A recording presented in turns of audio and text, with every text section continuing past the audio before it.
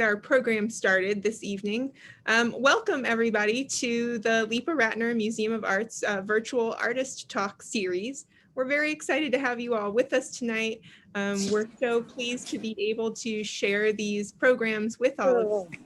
And tonight we are going to be talking with none other than the incredible Elizabeth Indianos. Elizabeth, thank you so much for joining us tonight.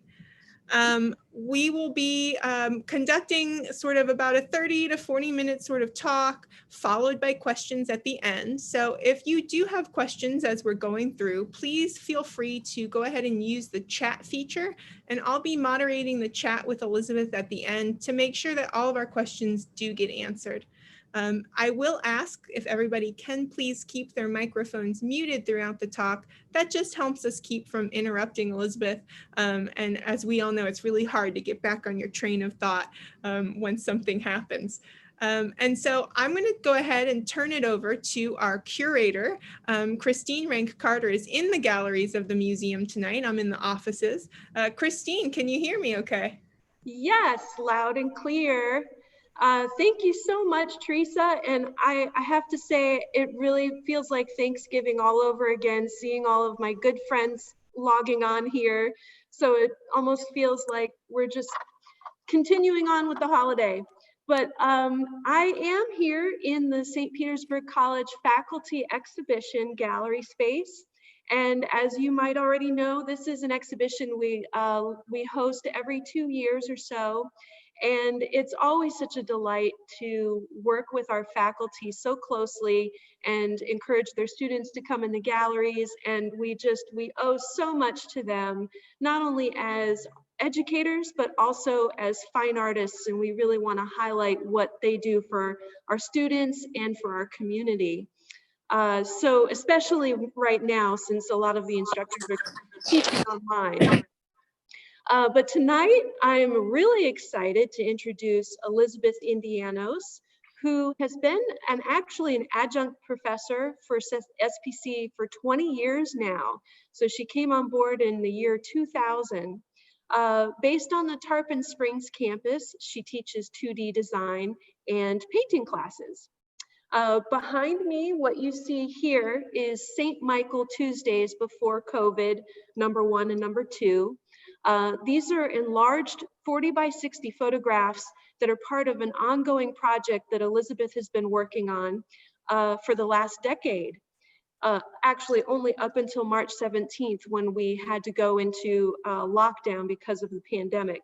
Elizabeth has been creating and documenting these prayer installations every Tuesday at St. Michael's Shrine of Miracles in Tarpon Springs, which is just down the street. Now, a little bit about Elizabeth. She, as you might know, is a multidisciplinary creative. And tonight we're going to get a little insight into Elizabeth's mind and the powerful work she's created as a playwright and an artist, and getting some of her award-winning projects in writing, art, and public art that she's been working on. She was one of 5,000 teams in the world to contribute a proposal for the World Trade Center Memorial. Elizabeth has earned her BFA from the University of Florida and her MFA from the University of South Florida. She has received numerous awards, including a Creative Pinellas Professional Artist Grant, which was this year, and NEA Grant from the Florida Fine Arts Council of Artists in Residence, and an ARF grant for her play, Waiting for Guacamole. Her screenplay, LIBERTAIRE, which we had a lovely installation of in our last faculty exhibition in 2018, received 10 awards at international film festivals, including Sundance, the Vancouver International Women Film Festival, and Willifest, the Williamsburg International Film Festival. Currently, Elizabeth has been very busy during this pandemic with projects that include a large-scale historical mural for the Cultural Center for the City of Tarpon Springs. She developed a theatrical play titled American Tailgate, and I think we'll get a little insight into this, a 10-minute multimedia play titled No, No, Nothing, produced on site here at the Leepa-Rattner Museum of Art. So please help me welcome Elizabeth Indianos. Oh, well, thank you very much, Christine and Teresa. Just a wonderful intro. I really appreciate all that you do and all that the museum does. I don't know what we would do without you in our community. I just put on a couple of slides of public speaking things that I've done, and I put them up there because one of them is particularly ironic. I was asked to be the plenary speaker for the Mathematical Association of America for their 100-year celebration, and I am the worst at math ever, but somehow I was picked, and that was to kind of show my understanding of what I think is a correlation between math and science and how they chase each other, which leads me into talking about, let's see here. Oh, and also I've done stuff for the museum like this, back when my hair was dark, for their crab festival. I guess as a multidisciplinary artist, I think if I had to pick one unifying principle in my work, it would be that I ask the viewer to make a creative, magical leap and do to where I work with the meeting of fine art, music, dance, theater, film, photography, doing whatever it takes to engage the audience in a vibrant, integrated experience, whatever the category, via the lifting power of each medium. So I think, like, along the lines of the great filmmaker Martin Scorsese, who says the most personal is the most creative. And the most personal and creative to me involves engaging all the senses. To drive my narrative, one of my goals, my storytelling on some level. So as a multidisciplinary artist, using lots of mediums, I'm often at odds with the norm because I'm employing whatever it takes to get the job done. It's very challenging. Transcending and crossing boundaries is rarely supported by traditional venues and expensive. This first image that you see is a painting that I did called Mermaids and Minotaurs. And you can see many overlapping images and faces and little white lines that I like to view as brain trails of what hypothetically could happen in a work. Here's another work called Portrait of John St. Armand, which involved an AIDS project. Dolores, you might remember this when we worked on our AIDS projects together, and it's a portrait of a man that I did, which was quite large, overlapping his faces. Here's a painting of my family at some point. Notice the large hands. It was a very big painting, sort of a self-portrait of us eating together and sharing things together with some repeated images. Here's a painting called The Montaigne Club. I was asked by a businessman in Dallas who had a special social club who was very enamored with Michel Montaigne, and he would conduct these get-togethers at his dinner club for the purposes of conversation. And he wanted me to paint him, which you can see on the left. And he's 3 times there pouring wine for Queen Elizabeth and talking to Jesus and Thomas Jefferson. And this was his wish to have dinner with all these people. This is a painting by someone who wanted a picture or a painting of their grandchildren. There's only really 3 of them, but I have them all over the place in a kind of magical situation with as centaurs and little baby turtles crawling all over the place. Here's another portrait I did for a friend of his son. Again, you see these brain trails and the overlapping of the face. This was hung in the museum. This was a portrait of my editor years ago, Annette, and it was called Auntie Seraph. She was called Auntie by everyone. There's 50 pieces of this. And so there's a lot of sort of projecting out with all kinds of canvases, lots of color, and there I am working on it. Right next to that painting was a work that I also exhibited that year called Finding Leonardo at the Bus Stop. I was working on a public art project and also at the same time found this drawing I'd done when I was like 20 years old of my father and thought, oh, he's like Leonardo da Vinci, and I worked with it and changed it a bit and felt this magical connection with him. He loved this kind of work that is Mediterranean. And so I felt like at that one moment, we were kind of together and had reached out through the years. You can see kind of lions and Mediterranean-like features of this public artwork all together.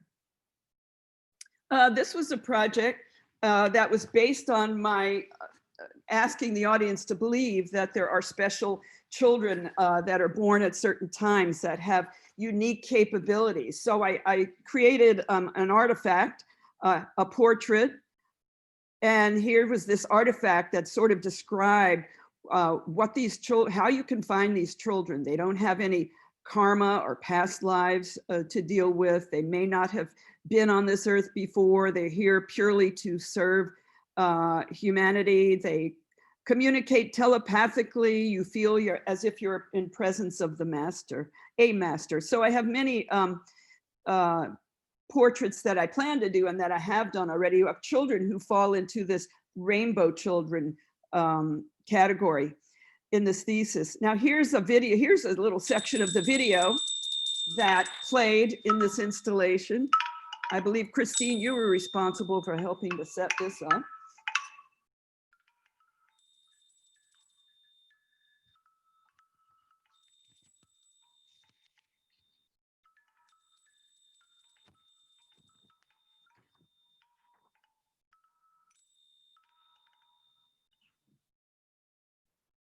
Okay, well, here is another work that hangs in Tampa International Airport.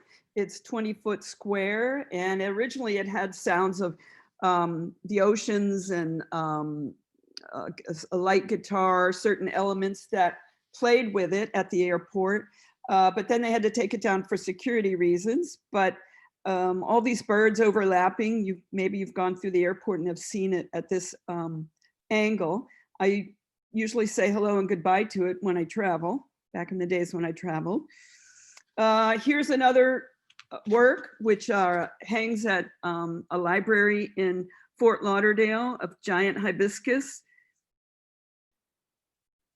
Here's some of the features, little crystals. Here I am working on it. Here is the 13th Street pedestrian bridge in Gainesville. I was on the design team to come up with this concept based on alligator scales and DNA. Here it is from that viewpoint. And here I am with the architect as one of the lead designers, art designers. You work with architects and engineers and planners. It's a whole lot of fun. Here's another public art project that dealt with a hypothetical for the city of Gainesville, a giant clock tower with rusting intentionally elements and plants growing all throughout. Students seem to really like that.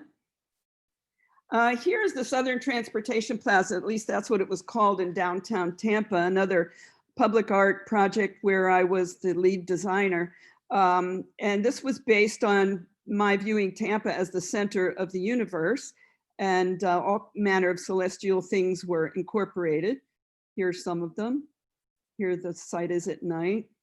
And I put this picture in just for my sister because she likes the machismo that it seems to illustrate.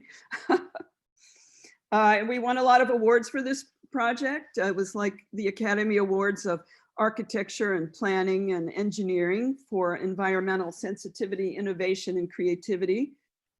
Here's another project that went on at the same time. Also got some awards, giant mosaic murals. Here I am visiting with the architect, the site, and here we are all together on both sites trying to figure things out. This is the Gainesville Solar Walk. Some of you might have seen this in Gainesville. It is a 1-mile pedestrian walk, and I worked with astronomers to line these things up so that people walking the walk could get a sense of scale of how things are distanced in the universe. This is also a second phase had me building a Halley's Comet.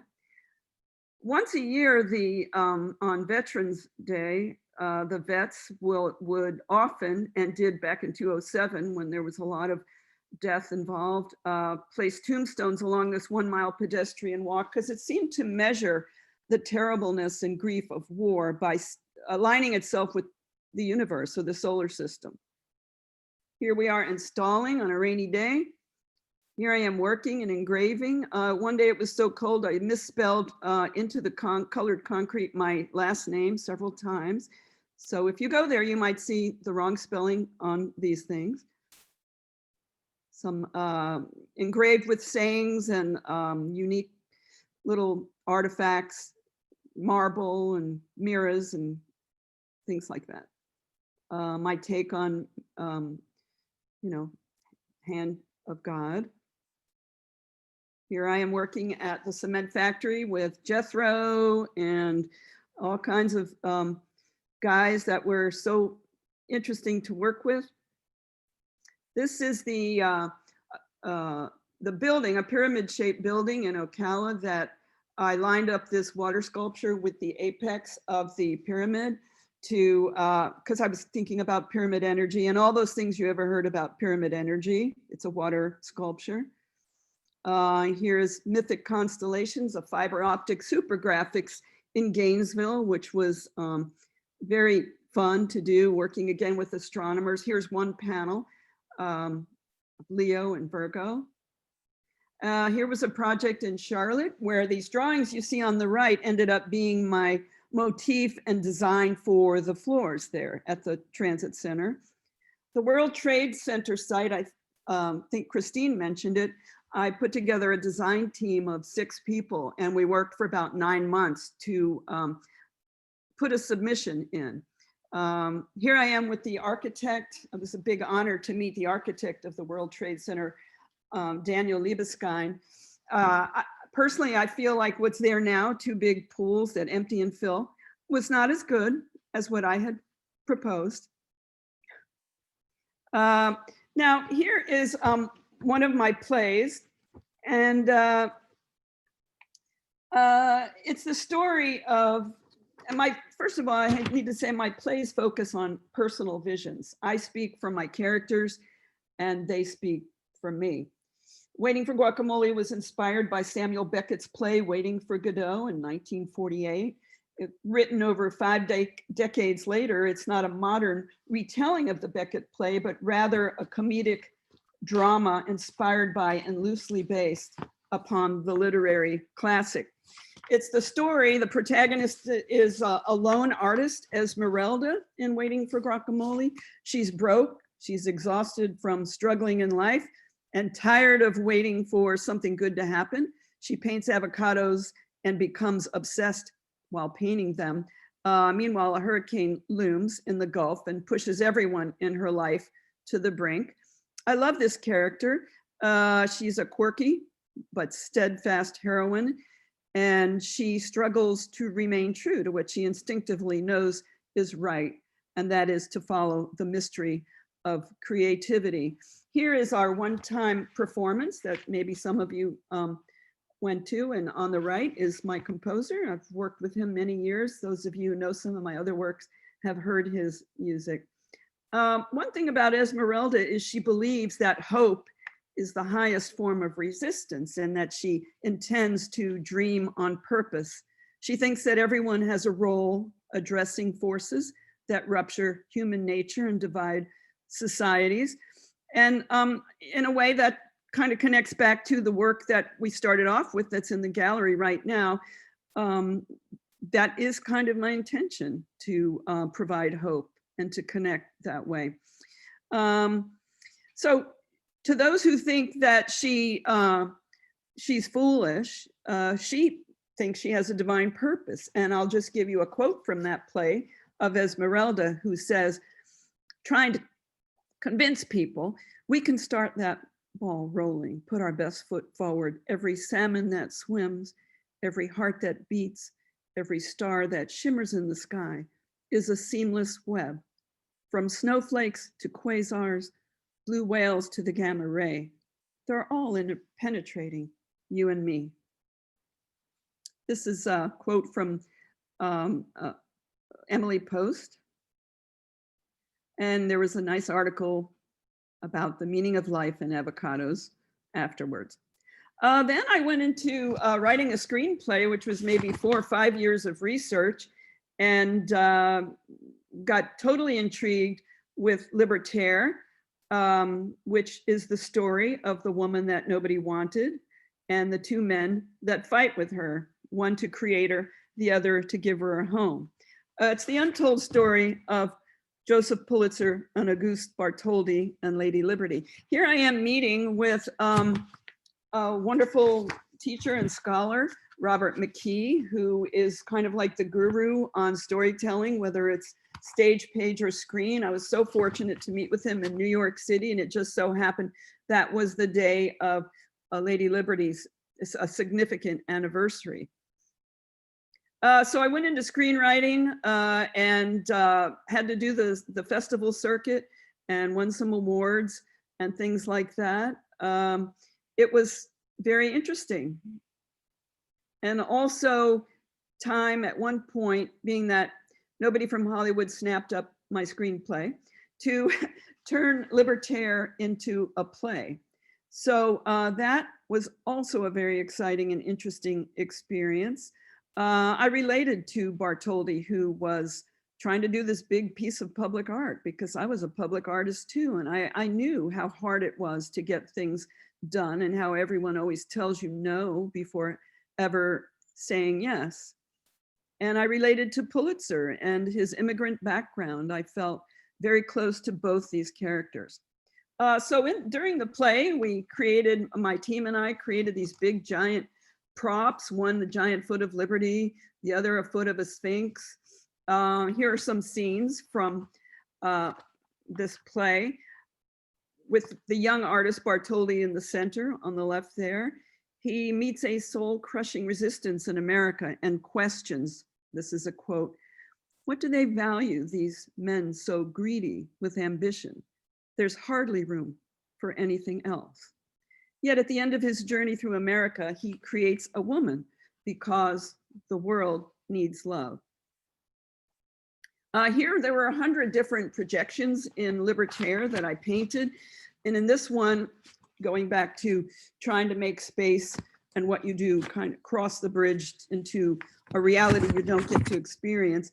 In this particular image, it's called Old New York. There are 3 viewpoints of New York. One is elevation view with the characters standing. Then as you move to the top, maybe Central Park in an isometric view all the way to the end of the city. So there were 100 different projections for this play.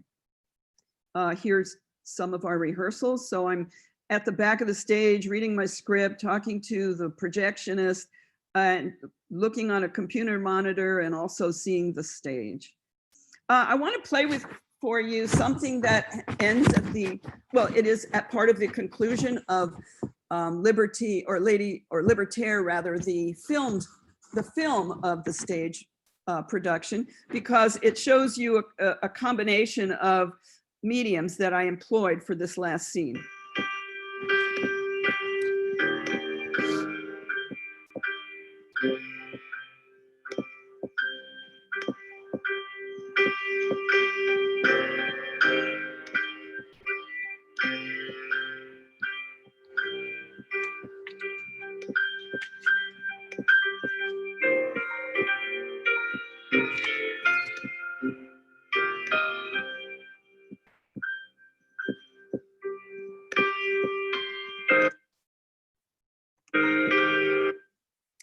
And then after that play was produced and that film made, we had a wonderful faculty exhibition in the fall of 2018 at the Leepa-Rattner Museum. And I was very proud to not only make an installation, but to be that image, which is in Libertaire, finds itself on the cover and is also a fine art print. Talk about crossing over mediums. Here we are with some of my wonderful team that helped me do so many things that I just couldn't do by myself. So I'm very grateful to those lovely women that worked with me side by side. Amazing. Here's a couple of murals I just wanted to show you, because we're going to talk about murals that I've done. And if you remember that airport piece, this this kind of jumped off, all these birds flying in space jumped off and landed on a giant wall in St. Petersburg. This was a mural I did in the late 70s that I'm now redoing and freshening up in the cultural center in the city of Tarpon Springs. What I did when I was, gosh, I don't know, I won't say how old, but 40 years ago. And what I'm doing now, renovating, is so much better, I think. I'm just a much better painter. I'm older, I make decisions faster and better, and I have a real sense of what I'm doing. Here are little tidbits that are on the mural. There are 3 alligators in the mural. Here we have an alligator wrestler, sponge diver, Spaniards coming through. There's kind of an overview at this moment.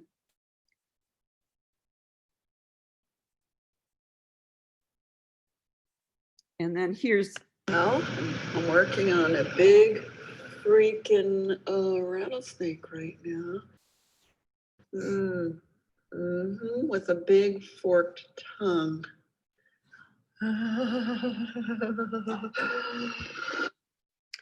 Here's a play, that a 10-minute play that I was fortunate enough to do with some very talented people at the Leepa-Rattner Museum, called No, No, Nothing. There we are, cast and crew. And here are some of the magnificent team.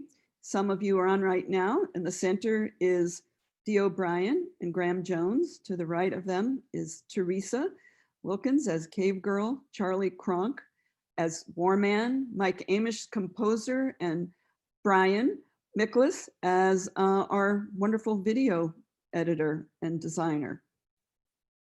Here are some scenes from that. You see, if you go in the museum, you'll see a big arrow painted. I asked Teresa, can I paint a big arrow on that wall right where we produced No, No, Nothing? She said, sure. So now we got this wonderful arrow pointing at the entrance of Warman. So we end at the newest project is a film coming up called No, No, Nothing. If you look in the background, you can see Cave Girl's face outlined in the cosmos with some fire. This is driven by No, No, Nothing, the play. And I think that's about it for me now. If anybody would like to ask questions, I'm happy to do it. Well, first off, let me just say, I'm blown away by the just sheer quantity of the work that you've done. It's incredible, Elizabeth. We've got some comments in our chat. Lynn, of course, wanting to sort of say that in regards to waiting for Guacamole, remembers that it was a terrific performance at the Pasco Hernando State College, and that they loved it and they can't wait to see the mural. We do have a question about some of the things that influence your art. You seem to talk a lot about things like mysticism and sort of spiritual or universal forces. Is there sort of anything like that is sort of the driving force behind your imagination? Or you know, I didn't think about that answer to that, although I should have, but I can read you a quote that was done by Kurt Vonnegut when he was asked that question. And he says, you might as well have asked that about Beethoven. He was goofing around in Germany like everybody else, and all of a sudden this stuff came gushing out of him. It was music. Well, I was goofing around like everybody else in Indiana, and all of a sudden stuff came gushing out. It was discussed with civilization. So I don't have, I mean, I'm not Beethoven and I'm not Kurt Vonnegut, but yes, I think that's fair to say. There's mysticism and also belief in things that you find right in that very first image that was, that Christine is sitting in front of. It's number one, my work is driven in my belief that hope is a discipline, that hope is a good, orderly direction practice that you put into place, and you put it into place often. So I do light candles for everyone. You know, when I go on Tuesdays, the truth is I don't know what my wattage is when I light candles or when I do any of these works, but it just seems scientific that negativity, just like negativity can be put in place, so can positivity, and that we can change things, just like John, you know this, John Bandler, you know this quote from Robert McKee, the great, the humanity that builds the concentration camp also builds the great cathedrals of Europe. Well, I want to be on that side, okay? I want to be on that side. And as polarized as we are today, I really believe that our answer is in finding our way back to each other. And that's the biggest challenge for the human race. Love, I know that comes off as a cliche, but the Greeks call it philotimo, which I think I've talked about before, which is this unique Greek virtue it means to honor your friend. It's a belief that humans are born with affection, generosity, and hospitality. And to embody that deal, one has to fully embrace the notion of giving the best we have inside of us.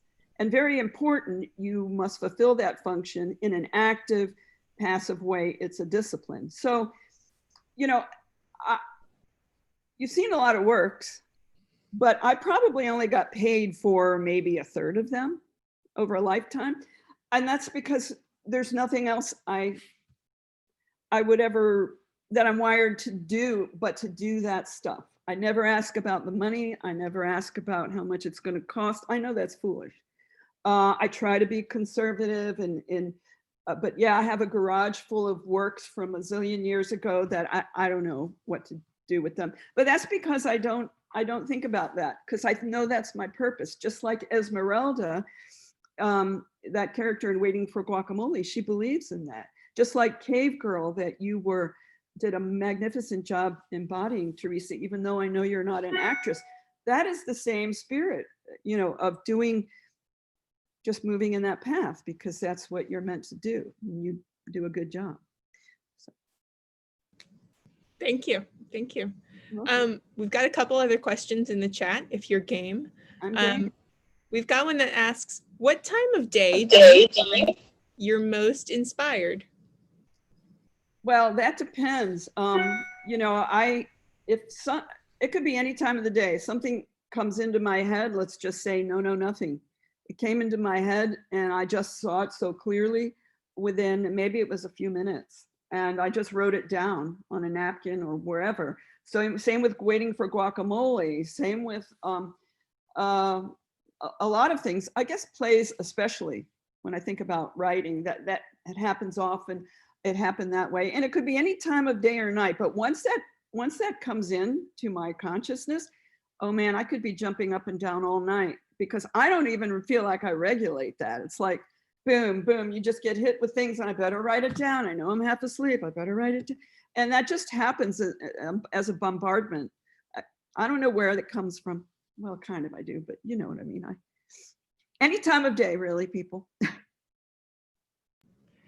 Does any sort of music influence or inform your art? Perhaps opera? Yes. Every kind of music does. Every single kind of music does. But lately, I have never really been a big opera fan, but as I'm painting this mural that I showed you pictures of, I'm thinking that Brian and I talked about this. That's been my major thing. I just put it on and I'm transported. I have to thank Kathleen Monahan, Dr. Monahan, for that. She invited me to some of her operas. Let's see, the opera company that her son runs, and New Century Opera, and I just kind of got hooked. But I never have my whole life, and now it's just mesmerizing. I can't even believe it. All music, really. Very cool, very cool. Elizabeth, I have a question. Sure. You seem to be an architect, a painter, playwright. Which of the mediums do you feel gives you the most satisfaction? Or is there one? I don't have time to answer that because they happen parallel. I mean, I think that it's a play, and before long I'm making sketches, and then I'm thinking of video and designing, and the costume comes to me, and it's like you're an octopus, you know. I can't separate all of those little tentacles from where the thought comes. It just happens all at once, and then, you know, people come into your life like Graham and Dee, and, you know, they make a suggestion, and then something else happens, and something else happens, and you start bouncing off of people. But it's a good idea when you just can't even write them down anymore. It just keeps catapulting. I think you're one of those children you talked about earlier that are born with special gifts. Oh, well, that's kind of you. Thank you. I concur.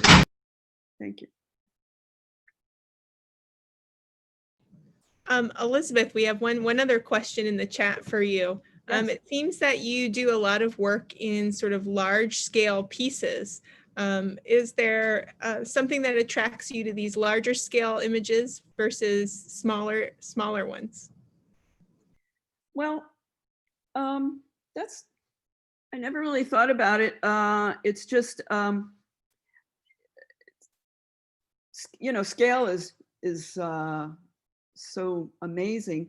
But in Waiting for Guacamole, the heroine is, Esmeralda, is chastised for thinking too big.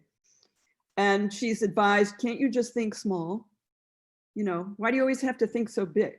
So she goes about painting small little avocados to say, okay, maybe I think too big. So that's kind of an ironic thing, people always chastising for thinking too big, but reality does set in. And I've tried to be economical when it's not a public art project that, you know, the site requires something big, to try to think economically and small.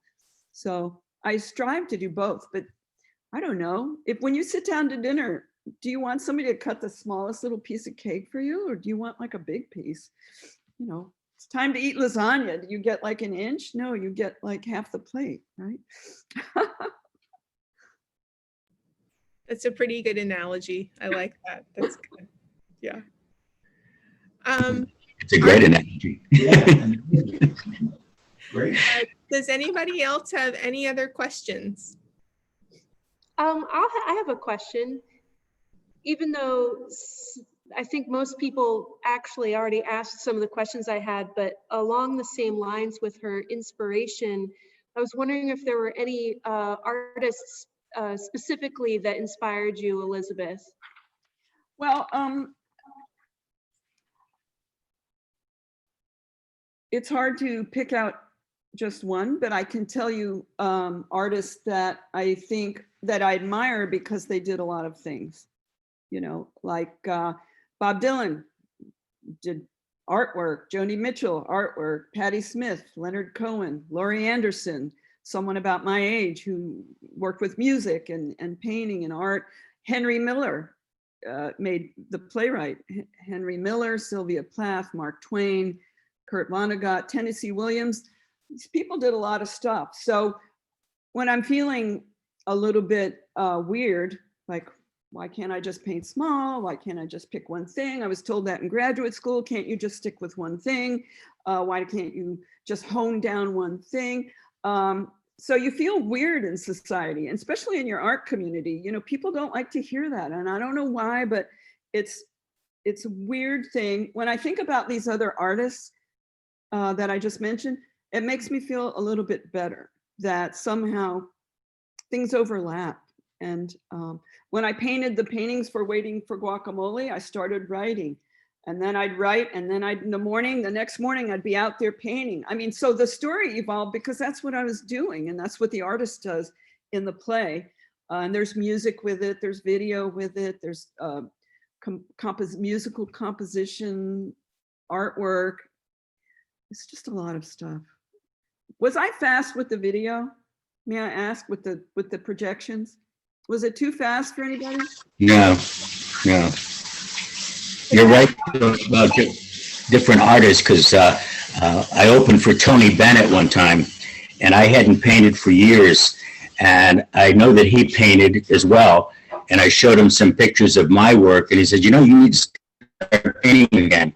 And I hadn't really painted for over 10 years and picked up the brush, and it was like I never left it. And a lot of times if I'm working on something for my show and I can't figure out what I need to do, I'll go to the canvas and somehow it'll all come to me. So I think that they are all interwoven. Well, I mean, that's what I aspire to do, is create a vibrant experience for the audience or the viewer, regardless of what the medium is. And there's one thing that showed up in, I think, 2 of my plays, one family motto that my dad would say, and that is, the impossible just takes 15 minutes longer. And I keep putting that into my characters' dialogue, regardless of whether it's the lone artist or the famous artist or the whoever it is that they, you know, the impossible, you just keep going for it. One thing I can say about in some of the written works is that I've noticed that it has some Southern literature characteristics that focus on Southern history, especially Waiting for Guacamole, family, religion, a troubled history with race and class, and always gender disparity, for sure. One of my earliest artist memories was sitting around the kitchen table. I was drawing, and I remember with complete clarity the moment my aunt pointed out to me that my self-portrait, my head, a stick figure, was too big. The moment she said that, I was horrified because she was absolutely correct. I was stunned at this truth. I was 3 years old and horrified. In elementary school, I did this weird thing. I don't know why I did it. I guess early signs of multidisciplinary. I wrote a little skit. I was always drawing the Christmas trees and the pumpkins, you know, that kid who does stuff around the holidays. But I asked my teacher if I could perform a little skit. And so I performed this skit, I think it was 3rd grade, where I dressed like a beatnik. I had an uncle who was a beatnik, and I played bongos, and I said, oh, daddy, you know, I did that kind of lingo. And everybody loved it, and the teacher loved it. And she said, do you mind if I bring other classes through here? And then I became horrified. I'm like, my God, what did I just do? You know, I did it out of the spirit of, I've got a great idea. But in retrospect, the introvert in me was absolutely horrified. I'm still horrified of how I could ever think to do such a thing like that. And look at you now, you're wonderful. Well, we've got a couple other questions in the chat. And John, I think you had your hand up. So John, why don't you go ahead and ask your question? Yeah, I think, you know, your work seems incredibly different and so well disciplined. I mean, when I look at whether it's the murals or the sculptures or even your writing, they seem to be incredibly disciplined, and that takes enormous energy. I don't know where you get the energy to do all this. It's the cognitive horsepower must be incredible. Oh, I don't know. And John should be one to talk. John is from in Canada, and we met at a Robert McKee seminar. John, what, you invented the microwave or something, and he's a novelist and a playwright. I mean, you should be not asking me this question. You know the No, but I tend to do one thing at a time. I tried painting. I did a lot of painting at one point. It overlapped with my writing.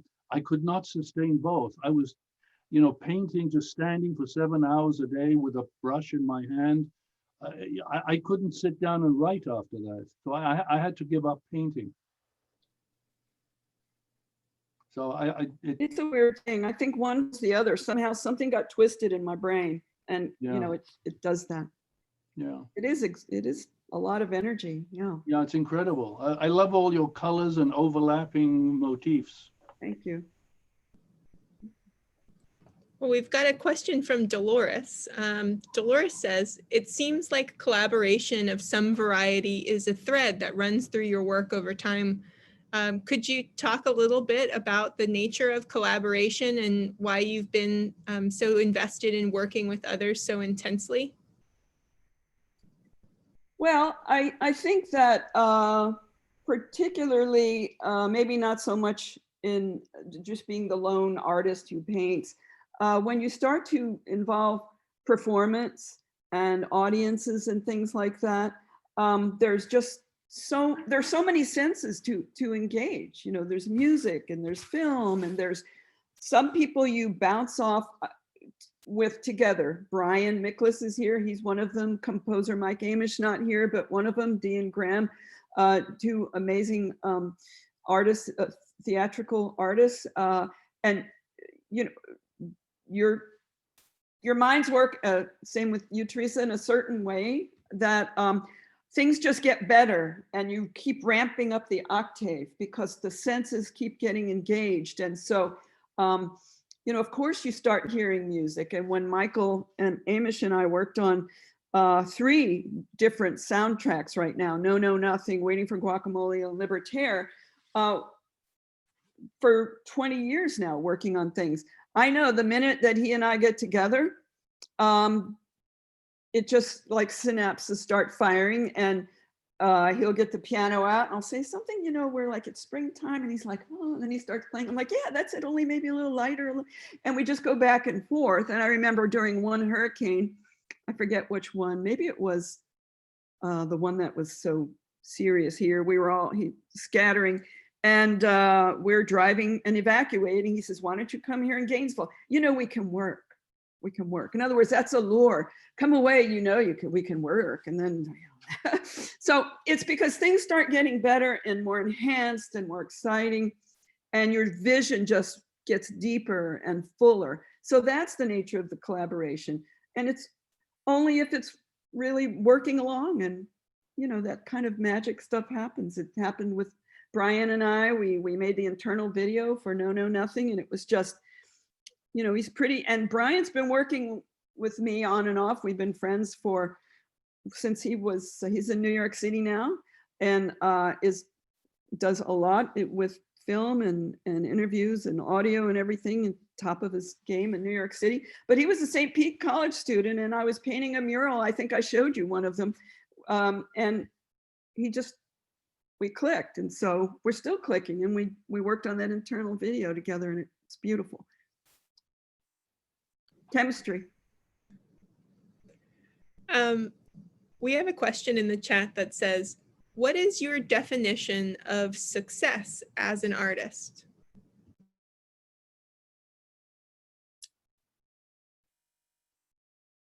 Well, I guess it's an affirmation when people like your work, and we had wonderful responses and interviews after No, No, Nothing. Same with Waiting for Guacamole, or if you win an award, or if you hang your work, like what's in back of Christine there at the Leepa-Rattner Museum, and you have students, in my case, students have gone to exhibitions in the Leepa-Rattner Museum, and sometimes they've been assigned to pick any work they want out of a faculty exhibition, and whatever compels you, write something, and to hear from their point of view how they viewed your work and how they viewed what you did, and bring you insights you hadn't thought of. That's for me a marker of success. Or you meet people who understand your vision, and they want to help you do what you do best. That's a huge affirmation. So those things are success. I realize I haven't said money. But I don't know, you can't think about that, or you're not going to be an artist, you know?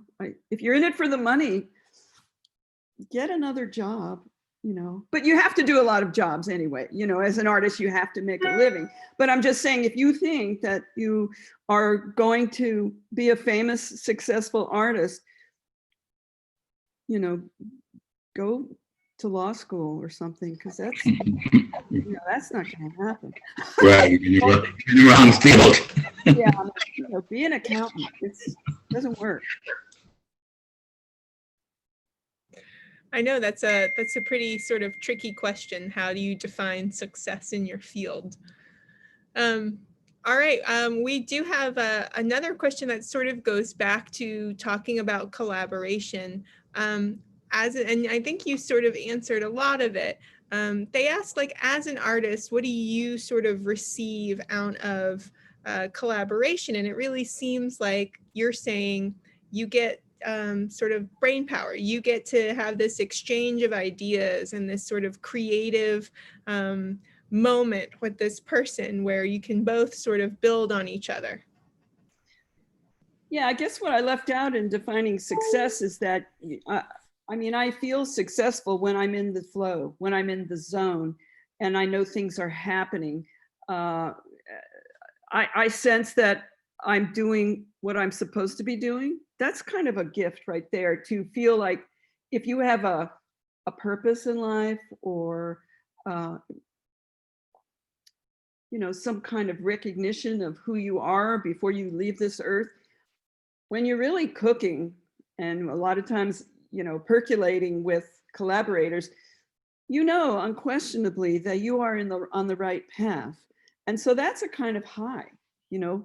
It's like people say, oh, you're so talented. Oh, I love your mural. Oh, I love it. But then I almost feel like saying, but it's not even me, you know, it's some other force. I was just picked out to do that. I wish I had been an attorney. Wish I had been, you know, a doctor. I wish I had been sometimes, because it would make life so easier and not so conflicted at times. You're at odds with people. People want your time. You're in the zone. You don't know how to tell them that. They maybe get jealous or freaked out, or why don't you do this, that, and the other thing. So that's a difficult price to pay. But when everything's percolating, I don't think I've ever felt more affirmed, other than with my children and people that I love. Those moments and those times and those people that you love are, you know, of course you pick them over all this other stuff, because then why do you even live if you don't take care of the people you really care about? So that's right up there. It's below, but you know that you did the right thing when you're in that zone and with people you love, and you have a beautiful Thanksgiving or Christmas or get together or a birthday celebration or any of that. That's effortless and beautiful. Well said. Well said.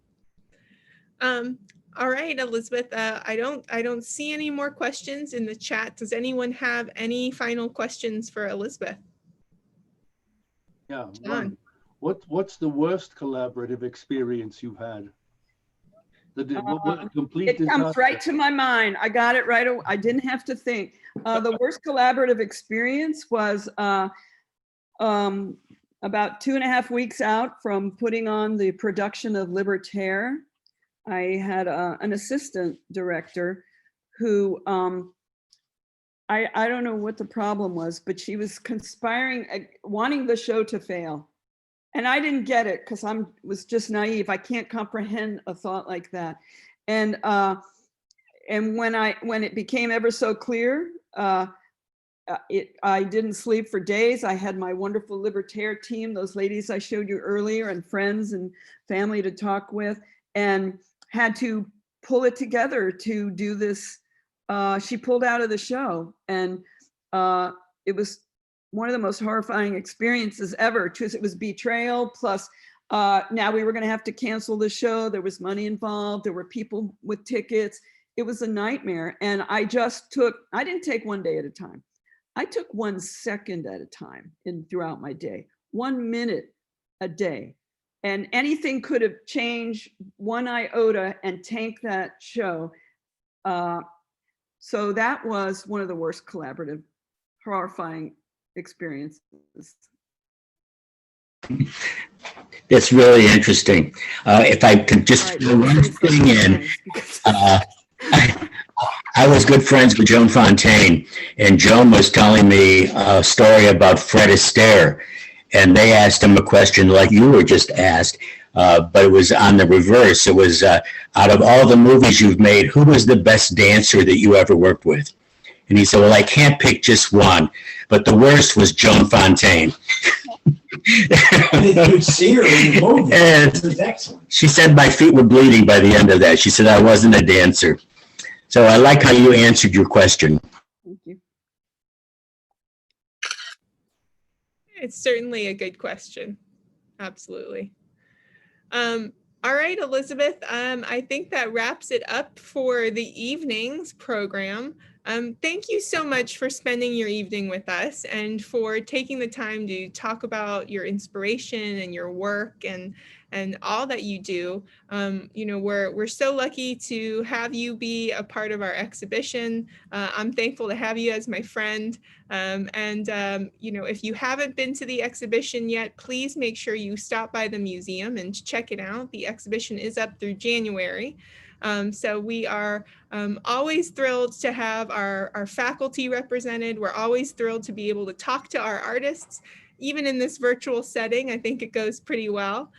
So thank you so much for your time, Elizabeth. Thank you everybody for joining us all this evening. I hope that you all have stay safe and healthy and have a great evening. Thank you so much. Thank you for coming, everybody. Appreciate it. Thank you, Elizabeth. Thank you, Teresa. Thanks, Bob. Thank you all. Thank you. Thank you. Thank you. Bye-bye.